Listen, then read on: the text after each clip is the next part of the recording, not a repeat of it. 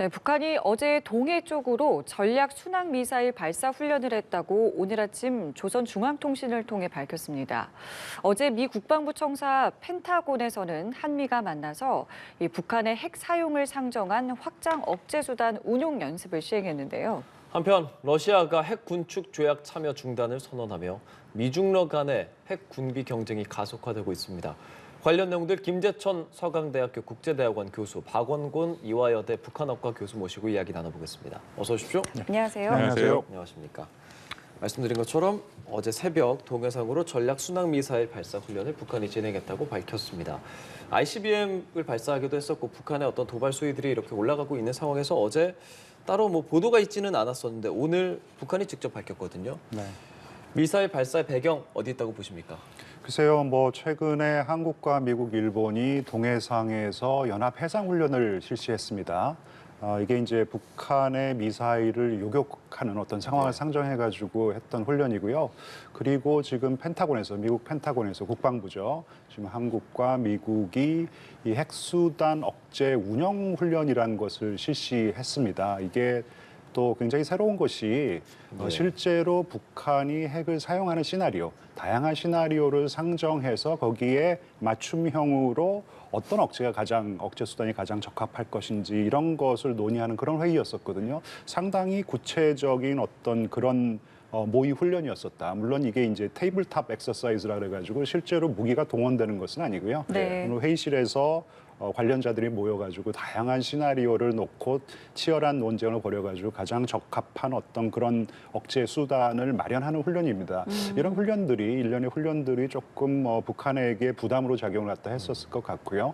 그런 어떤 강력한 메시지 발신에 대해서 북한이 강대강 전략을 갖다 계속 유지하고 있기 때문에 이런 순항 미사일 발사로 대응을 한 게 아닌가 그렇게 판단이 됩니다. 예. 자, 그렇다면은 이 순항 미사일이라는 것이 어떤 것이고 어떤 위협을 노리고 하는 훈련인지도 말씀을 해주시죠. 전체적으로 북한이 지난 17일 날 외무성 대변인 담화를 통해서 작년과는 분명히 차별화되는 입장들을 밝혔습니다. 네. 그것은 이제부터는 한미가 어떤 훈련을 하면 대부분 북한이 적대시 훈련이다 정책이라고 얘기를 하고 있는 것들이죠. 네. 그럴 경우에는 자신들이 압도적으로 대응을 하겠다라고 얘기를 했거든요. 특히 김여정의 연이은 담화를 보면은 북한식 표현은 건건사사, 우리는 사사건건이라고 얘기를 하는 것처럼 모든 그런 한미의 대비 태세를 강화하는 훈련에 대해서 대응을 하겠다. 그래서 우리가 본 것처럼 화성 15를 쐈고요. 그다음 초대형 방사포 600mm라고 알려진 걸 쐈고, 그다음에 이번에는 전략이라는 표현을 담은 순항 미사일을 발사를 했습니다. 근데 세 가지의 특징은 다 핵을 탑재했다라는 것이죠. 그러니까 핵으로 한국과 또 일본, 괌, 미국을 사정권으로 하는 그런 미사일 체계들을 이번에 선보였다라고 보여지고 있고요. 특히 이번에 전략 순항 미사일 같은 경우에는 사실 작년 10월 달에 김정은이 직접 참관을 해서 이게 김정은이 참관을 한지 안 한지가 굉장히 중요합니다. 김정은이 참관을 한 것은 거의 완성과 실전 배치 단계에 갔을 때 최종적으로 참관을 하거든요. 작년 10월 22일로 기억하는데 참관을 해서 그렇다면 일단은 완성을 했다라고 판단이 되고 그 미사일을 이번에 발표했을 때 실전 배치를 했다라고 그렇게 알려져 있고요. 이 미사일은 몇 가지 특징이 있습니다. 이게 순항 미사일이기 때문에 일단 정확도가 굉장히 뛰어납니다. 물론 요즘 탄도미사일도 정확도가 높지만 순항 미사일은 더 정확도가 뛰어나고, 북한 발표에도 본 것처럼 타원형과 팔자로 이렇게 기동을 했다라는 것은 그만큼 이게 회피하기가 쉽다라는 것이죠. 요격 미사일을 피할 수 있는 그런 능력이 있다라는 것이고, 또 하나 순항 미사일의 특징 중에 하나는 고도가 되게 낮게 날아갑니다. 그렇기 때문에 레이더에서 탐지가 어렵다라는 것도 있습니다. 물론 전체적으로 볼 때 순항 미사일은 대신 속도가 늦고 그리고 이 탄두 중량을 많이 늘릴 수 없기 때문에 파괴력이 떨어진다라고 판단이 되고요. 결정적으로 북한이 전략이라고 표현을 쓴 것은 이것은 사실은 사거리가 긴 미사일이고 그리고 그만큼 파괴력이 큰 탄두를 탑재할 수 있다라고 얘기를 하는데 아직까지 북한이 이 전략 순항 미사일에 핵탄두가 탑재 가능할 정도의 기술을 갖고 있는지는 여전히 좀 의문이 남아 있긴 합니다. 지난번 방사포에서도 마찬가지의 분석이 좀 있었잖아요. 같은 맥락으로 좀 보면 되겠습니까? 그렇습니다. 왜냐하면 북한이 화성 15도 그렇고 계속해서 보여주는 이 무기 체계가 일반적인 국가들이 개발하는 무기 체계의 그 과정과는 굉장히 다릅니다. 북한은 일단은 뭐 제대로 된 시험 발사가 없더라도 실전 배치를 하고 그 다음부터 계속해서 개량해서 시험 발사를 해나가는 형태거든요. 예. 그래서 뭐 김여정이 담화를 통해서 조목조목 반박을 한 바가 있습니다만 화성 15도 그렇고 초대형 방사투도 그렇고 이번 순항 미사일도 그렇고 이것이 과연 북한이 그들이 말하는 것만큼의 능력을 제대로 갖췄는가에 대해서는 기술적인 측면에서 많은 문제가 제기는 되고 있다고 생각합니다. 그럼에도 네. 북한이 계속해서 이렇게 밝히는 것은 정치적인 목적도 분명히 있는 것이죠. 그것은 한국과 미국을 압박해서 네. 결국은 자신들이 핵 보유국으로서의 사실상 위치를 점유하고 그것을 인정받겠다. 이제 네. 그런 의도가 있다고 생각이 됩니다. 네. 이게 북한에서 밝힌 건 어제 발사를 했다고 밝혔고 우리는 이제 보도가 이렇게 나가고 있는 건데 한미 정찰 자산에 이것들을 우리가 바로 포착하지는 못했다라고 전해지고 있고 그렇다면 뭐 정찰 능력적인 부분의 차이인 건지 혹은 이 순항 미사일 자체가 애초에 이렇게 정찰하기가 좀 어려운 건지 어떻게 봐야 겠습니까? 글쎄, 그 부분은 저도 정보가 정확하지 않아서 말씀드리기가 좀 어려운데요. 일단은 우리 군 당국이 북한의 탄도 미사일에 발사를 했을 경우에는 실시간으로 그것에 대한 경보를 합니다. 그리고 거기에 대해서 알려오죠. 그렇죠. 근데 순항 미사일 같은 경우에는 알리진 않았거든요. 그래서 그게 지금 조금 전에 보도에 나온 걸 봤습니다만 이것이 우리가 정찰 감시 정찰이 못 돼서 탐지가 안 돼서 보도를 안 한 건지 안 한 건지 아니면은 이것이 뭐 원래 했던 것처럼 순항 미사일이기 때문에 특별히 안 알린 건지는 제가 확인하기는 좀 쉽지는 않은데요. 한 가지 확실한 것은 잠깐 말씀을 드렸습니다만 순항 미사일 같은 경우에는 고도가 낮기 때문에 탄도 미사일 같은 경우는 이제 높이 치우쳤다가 떨어지기 때문에요. 미사일의 직진성으로 앞으로 봐서 그것을 탐지하기가 쉽습니다. 순항 미사일 같은 경우는 낮게 깔려서 예. 올라가지 않고 쭉 계속해서 말 그대로 순항을 하거든요. 네네. 그렇기 때문에 탐지가 쉽지는 않은데 그렇다고 한미 정보 당국이 탐지 능력이 없는 것은 전혀 아닙니다. 그러니까요. 우리가 당연히 거기에 적절한 탐지 능력들이 갖고 있죠. 그래서 이 부분은 우리 군의 발표를 좀 들어봐야 되지 않을까 생각합니다. 그러다 보니까 이게 하게 되는 생각이 북한이 어쩌면 허위 주장을 할 수도 있지 않을까라는 가능성을 제기하는 시각도 일종의 있더라고요. 그렇습니다. 뭐 예. 북한의 발표한 내용들을 우리가 100%다 신뢰하기는 쉽지는 않죠. 아까 말씀드린 정치적인 목적들이 그 안에 있기 때문에 때로는 자신들의 능력을 과장할 필요도 있는 거고 네. 특히 김정은이 아까 말씀드린 것처럼 참관을 했냐 안 했느냐가 북한의 그런 거에 굉장히 중요한 기준이 됩니다. 김정은이 참관을 했으면 반드시 성공을 해야 되는 것이고 예. 그것은 반드시 실전 배치가 됐어야 되는 거고 이제 그런 측면에서 근데 한 가지 확실한 것은 이번에 보여준 전략 순항 미사일이 작년 10월 말씀드린 거에 시험 발사하고 거의 실전 배치하고 지금까지 북한의 발표를 보면 이건 상당 수준의 능력은 갖춘 것으로 보이긴 합니다. 네, 그 조금 전에 이제 오늘의 이 순항 미사일 발사가 그러니까 이번에 순항 미사일 발사는 이제 TTS에 의한 이제 도발이었다라고 분석을 해주셨는데 이번 TTS는 뭐 어떤 내용들이 좀 논의가 됐는지도 정리해 볼까요? 아까 김 교수님 말씀해주신 것처럼 TTX라는 건 이제 테이블탑 엑서사이즈이기 때문에 컴퓨터 시뮬레이션으로 하는 것이고요. 이제 예. 실질적으로 하는 것은 아니고 한미가 굉장히 다양한 시나리오를 구성을 해서 북한이 핵으로 공격을 했을 때 뭐 남한도 있고 사실 일본이나 그런 것까지 상정해서 시나리오를 만든다라고 알려지고 있긴 합니다만 이번에는 구체적으로 어떤 시나리오로 했는지는 저희가 정확히 알 수는 없죠. 근데 다만 예. 이 TTX가 매우 중요한 게 이것을 기반으로 해서 한미가 대통령도 얘기한 것처럼 공동 기획을 하고 공동 실행을 하기 위한 기반이 됩니다. 그 한미가 지금 준비하고 있는 맞춤형 확장 억제가 있는데요. 거기에 기반이 되는 것이죠. 맞춤형 확장 억제는 말 그대로 북한이 공격해 올 수 있는 여러 가지 시나리오들을 우리가 상정해 놓고 거기에 맞춤형으로 대응을 하겠다라는 거거든요. 네. 그래서 아마 그런 쪽으로 충분히 논의가 됐고 특히 뭐 이거는 사실은 이전 정부 문재인 정부에서도 했었는데 이 적극성이랑 구체성이 훨씬 떨어지고 현재 훨씬 이 부분에 대해서 관심을 갖고 발전시키고 있다 그렇게 생각합니다.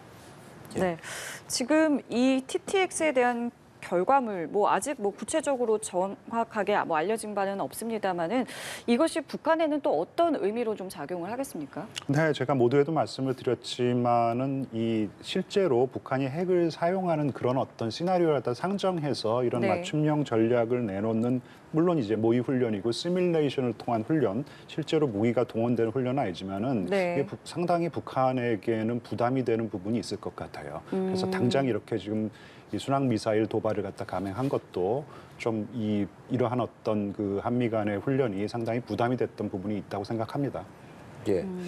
러시아 등 국제사회에 대한 이야기 좀 해보겠습니다. 러시아가 우크라이나를 침공한 지 1년이 됐고 또 핵군축 협정을 중단하기로도 하지 않았습니까? 네. 이 부분에 대해서 뉴스타트 참여 중단을 선언하면서 국제 핵 통제 시스템 이런 부분에서도 많은 우려가 제기되고 네네. 지금 전반적으로 이 내용에 대한 보도가 국제 대부분의 신문들에 나오고 네. 있더라고요. 어떻게 봐야겠습니까? 뭐 뉴스타트라고 하면은 이 탈냉전, 냉전이 예. 끝나고 나서 강대국, 핵무기 강대국 사이에 전략핵을 통제해야겠다, 네. 전략핵을 감축해야겠다는 어떤 그런 암묵적인 합의의 상징이라고 할 수가 있는 것이죠. 사실 스타트부터 시작을 해야 되는데요. 그러니까 전략핵 감축 협정입니다. 예. 냉전이 끝나갈 즈음인 1990년도에 당시 미국 대통령이었던 조지 허버트 워커 부시, 그러니까 조지 W 부시의 아버지죠. 예.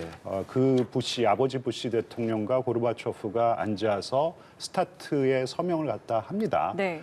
그리고 이제 그 91년에 그 조약이 발효가 됐는데 10년 정도 되니까 발효가 만료가 돼서 효력이 만료가 돼서 또 2010년에 당시 미국 대통령이었던 오바마 대통령이 러시아에게 이거 다시 갱신하자 해서 갱신을 갖다 한 그 협정이 뉴스타트거든요. 신전략무기 뭐 협작이라고 할 수가 있겠는데요. 핵심은 역시 전략 핵무기를 통제하자라는 것이죠. 네. 그래서 전략 핵 탄두의 숫자를 제한을 하고 그다음에 이런 전략 핵 무기를 투발할 수 있는 투발 수단. 그러니까 뭐 세 가지의 대표적인 투발 수단이 있잖아요. 뭐 ICBM이라고 하는 대륙간 탄도 미사일, 그리고 뭐 장거리 전략 폭격기, 그다음에 이제 미사일을 통해서 발사할 수 있는 SLBM이라고 할 수 있는 미사일 발사 탄도미사일 뭐 등등의 수를 제한하자라는 것인데 네. 이게 사실 뭐 보유하고 있는 숫자를 제한한다기보다는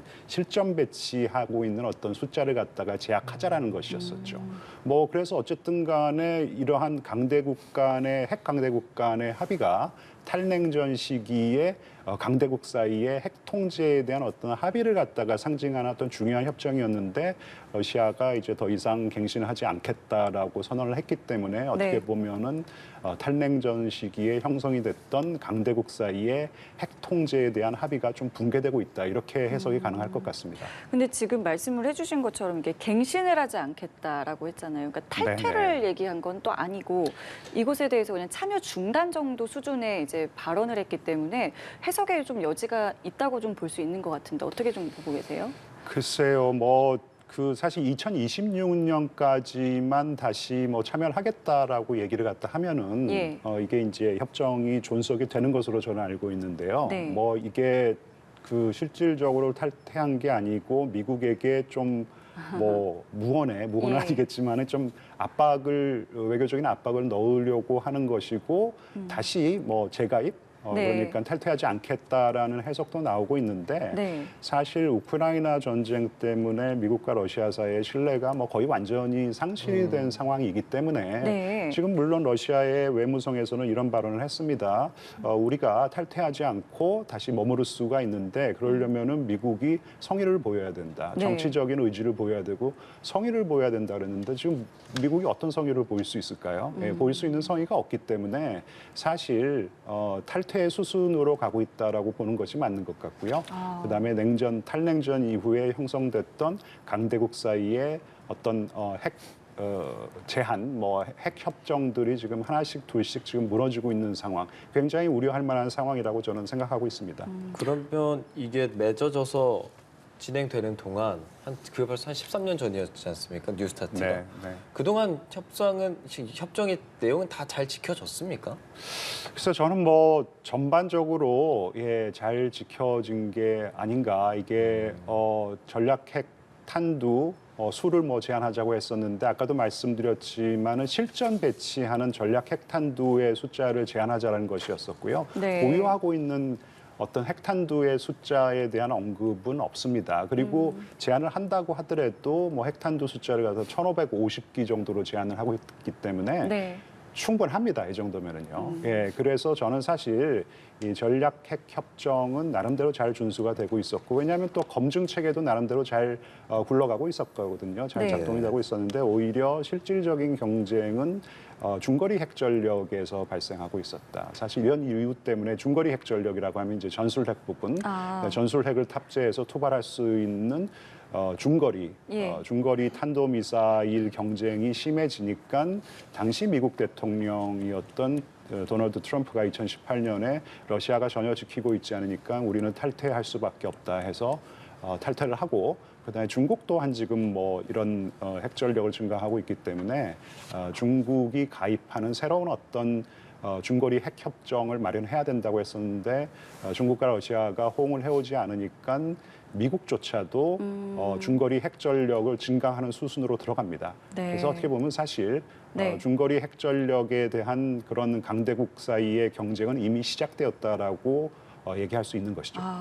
교수님께서는 좀 어떻게 보세요? 이 푸틴이 뉴스타트 중단을 선언한 것에 대해서 어떤 의미를 좀 갖고 있다고 보세요? 뭐 우크라이나 전쟁이랑 당연히 연계돼 있다라고 생각합니다. 그 자신들 러시아에서 발표한 내용들도 보면은 이 우크라이나 전쟁에서 나토가 사실상 참전을 했다라고 얘기를 하고 있고 그리고 그 대상이 되는 미국이 결국 나토의 핵심 동맹국이니까 미국과 더 이상은 이런 것을 할 수 없다라는 것이 그들의 목표, 그들의 주장이고요. 네. 더불어서 참여 중단을 선언한 거기 때문에 다시 참여를 한다라고 얘기를 할 수도 있다라고 생각이 됩니다만 그 조건 중에 하나가 이번에는 영국과 프랑스까지도 같이 얘기를 하고 있습니다. 그러니까 러시아가 영국, 프랑스 같이 핵을 보유한 국가도 사실상 이런 군비 통제에 같이 작동을 해야 된다라고 참여를 해야 된다 그렇게 네. 주장을 하고 있고요.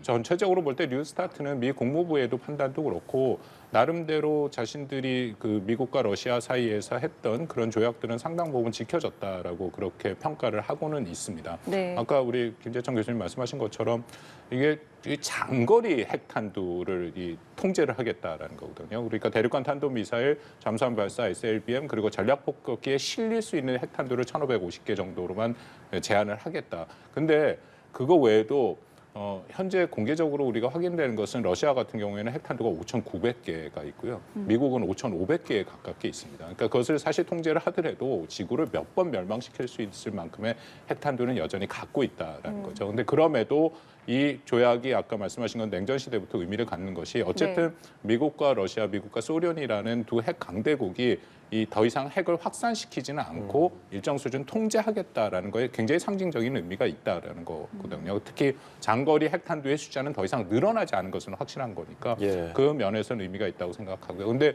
이것도 우리 김 교수님 말씀하신 것처럼 사실상 더 위험한 것은 전술핵, 저위력 핵이죠. INF 조약이 깨지고 나서부터 500에서 5,500km까지의 전술핵의 사용 가능성이 굉장히 높아졌고 미국도 그것을 계속 고도하고 있는 그런 상황이기 때문에 네. 그 부분이 사실은 우리 입장에서도 더 위험도가 높은 그런 그 사거리를 가진 전술핵들이다라고 생각합니다. 또 생각해 보고 싶은 게 푸틴이 연설에서 핵전력 증강에 더 많은 관심을 기울일 거다라는 입장을 밝혔고요.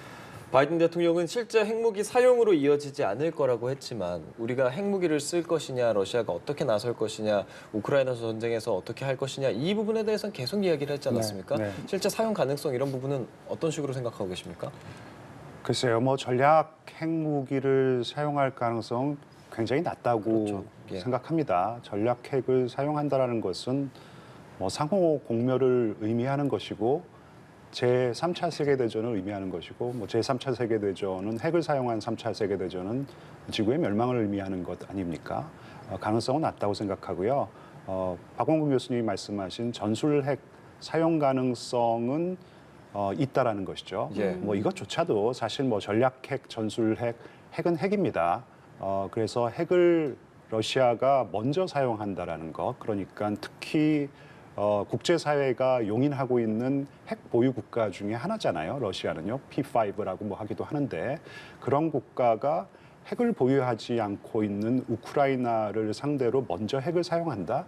이것은 전술핵이라고 하더라도 암만 저위력이고 그다음에 방사능 낙진이 많지 않은 어떤 그런 전술핵이라고 하더라도 파장이 엄청난 것이죠. 아마 전술핵을 어떤 전술핵을 사용하더라도 저는 나토는 직접 개입할 것이라고 생각했다 합니다.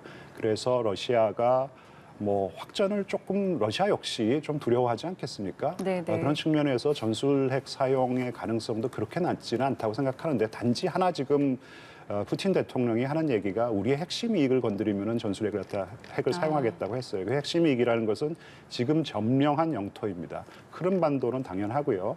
돈바스 지역의 루한스크와 도네츠크, 그 외에 이제 자포리지아와 케르손 지역을 지금 핵심 이익으로 규정하고 있어요. 러시아의 영토로 규정을 하고 있는데 이것을 수복하려는 어떤 그런 움직임을 보인다. 그러면은 전술핵을 사용할 가능성이 있다라는 식으로 지금 암시를 하고 있기 때문에 네. 그런 가능성은 여전히 좀 남아 있고 그래서 우리가 계속해서 주시해서 봐야 된다고 생각합니다. 푸틴의 발언들을 보면요. 뉴스타트 중단, 참여 중단을 선언했고 곧이어서 이제 핵 전력 증강에 더 많은 관심을 기울일 것이라고 했잖아요.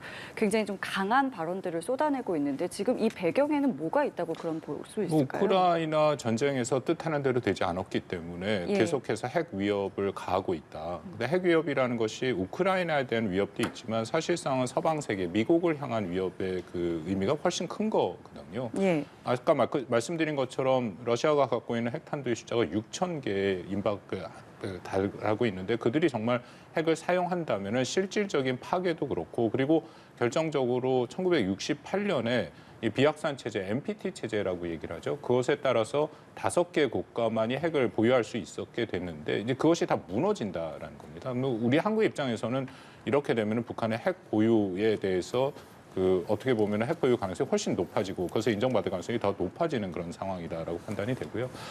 저도 좀 조심스럽지만 그 러시아가 현재 전황이 뭐 자신들이 뜻하는 대로 되지 않은 것은 굉장히 분명하고 이것이 우크라이나 전쟁이 굉장히 지리한 그 소모전으로 지금 들어간 상태고 근데 이런 상황에서 만약에 서방이 좀 더 적극적으로 무기를 공급하고 우크라이나 군이 일종의 승기를 잡기 시작한다면은 사실상 핵 보유, 핵 사용, 러시아의 핵 사용의 가능성 완전히 배제할 수는 없습니다. 그 부분에 대해서 미국과 서방 국가들이 굉장히 우려를 하고 있는 것은 분명한 것이죠. 예. 뉴욕타임스에서는 푸틴의 뉴스타트 중단 선언을 군비 통제 시대 폐막 신호다라고 보기도 했습니다.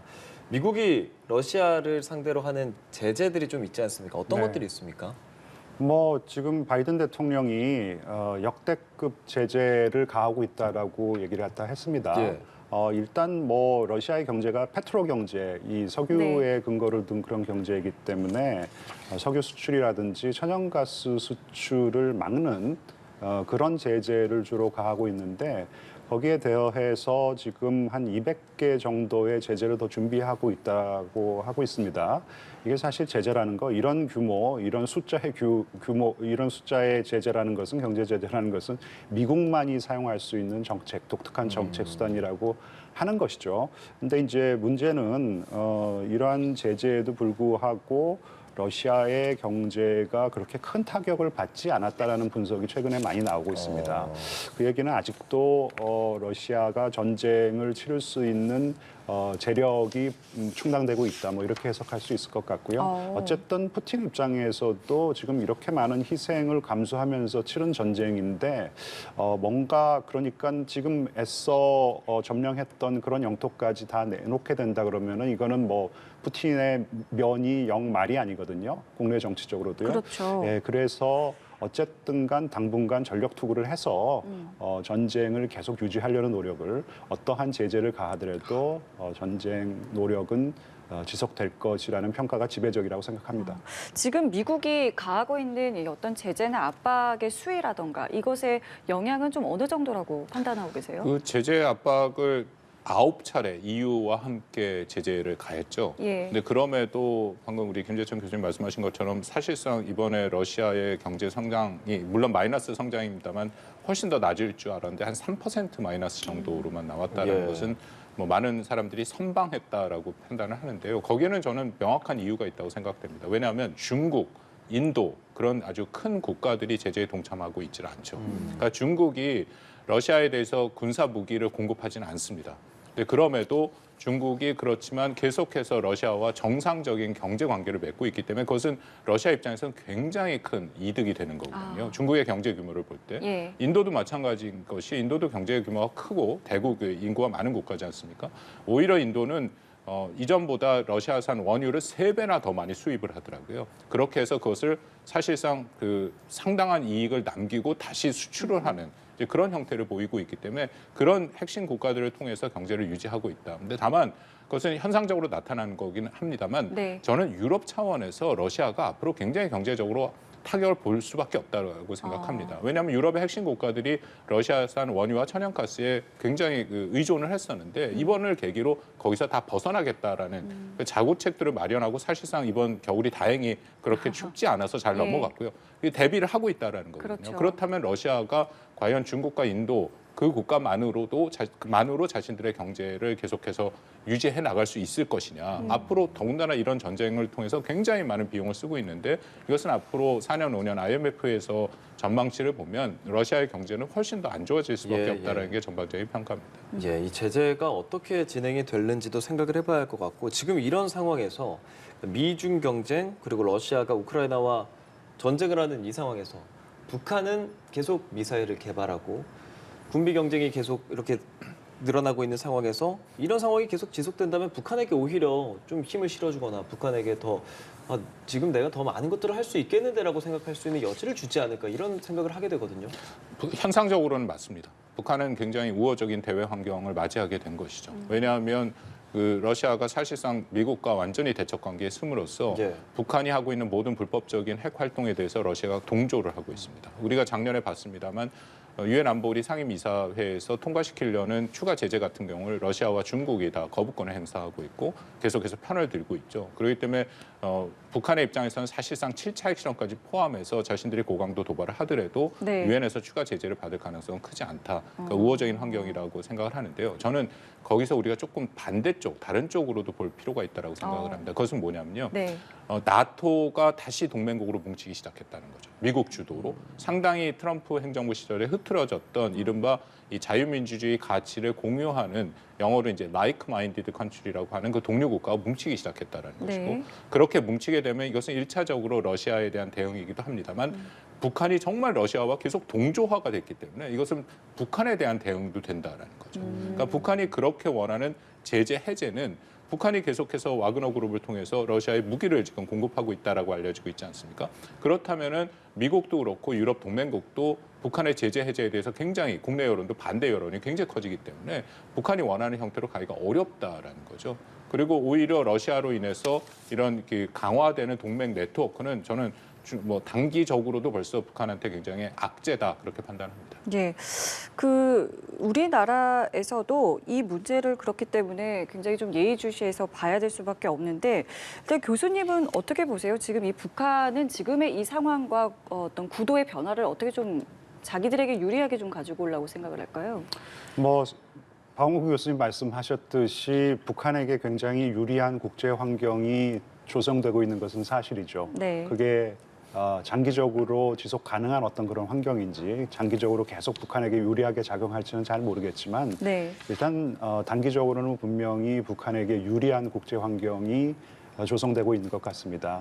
뭐 이런 지금 뭐 신냉전이냐 아니냐 뭐 이런 논란의 여지가 있지만은 신냉전의 구도가 고착화되면서 진영화의 속도도 빠르게 진행이 되고 있습니다. 네. 그러니까 한반도 동북아에서 북중러 뭐 독재주의 국가라고 해도 될 것 같은데 이 독재주의 국가 진영이 지금 똘똘 뭉치고 있는 상황이고 그런 상황에서는 이 북한의 전략적인 가치가 중국과 러시아에게 높아질 수밖에 없다라는 것이죠.